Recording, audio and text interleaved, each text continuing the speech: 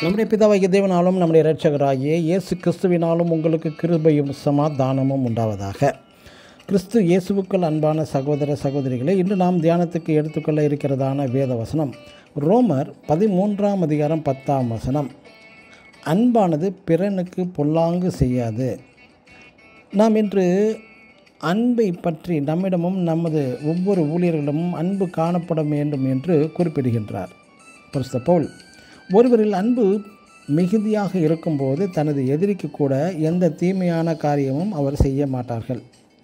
நாம் ஆதியாகமம் 20ஆம் அதிகாரம் 1ஆம் வசனத்தில் வாசிக்கும்போது, ஆபிரகாமும் சாராலும் அபிமெலேக்கை ஏமாற்றுகிறார்கள். தங்கள் இருவருமே சகோதர சகோதரிகள் என்று இந்த அபிமெலேக்கு ஒரு எலிசா போன்ற ஒரு தீர்க்கதரிசிகளை காட்டிலும் அன்பிலே மேன்மையுள்ளவனாக காணப்பட்டான்.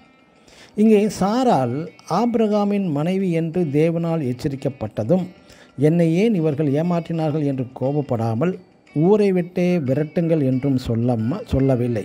அதற்கு மாறாக என்ன செய்கிறான்? ஆதியாகமம் 20ஆம் அதிகாரம் 14ஆம் வசனத்தில், இந்த அபிமெலேக்கு ஆடுகளையும் வேலைக்காரிகளையும் ஆபிரகாமுக்கு கொடுத்து அதன் பின்பு அவன் மனைவி சாராலையும் ஆபிரகாமிடத்தில் திரும்ப ஒப்புவித்தான். அதாவது பொய் சொன்ன ஆபிரகாமுக்கு பல வெகுமதிகளையும் கொடுத்து அனுப்புகிறான். ஒருவன் தன் சத்துருக்களை சிநேகிக்க வேண்டும் என்பது புதிய ஏற்பாட்டில் இயேசுவின் போதனை.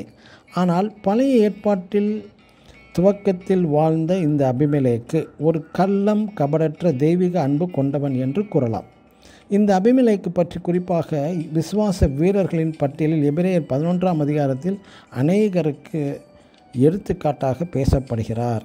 இன்று மிகப்பெரிய ஊழியர்கள் என்று பலராலும் அழைக்கப்பட்டவரிடம் ஒரு பரிசுத்தமான காரியங்கள், தெய்வீகமான அன்பின் சுபாவங்கள் இல்லாதவர்களாய் காணப்படுகின்றார்கள். ஆனாலும் யாருமே எதிர்பாராத அற்பமான ஊழியர்களிடம், இந்த ஊழியரா என்பவர்களிடம் பரிசுத்தம், தெய்வீக அன்பு காணப்படுகிறது. ஆம், பரலோக ராஜ்யமும் இது போன்ற அற்பமான பரிசுத்த வான்களால் நிறைந்து காணப்படுகிறது.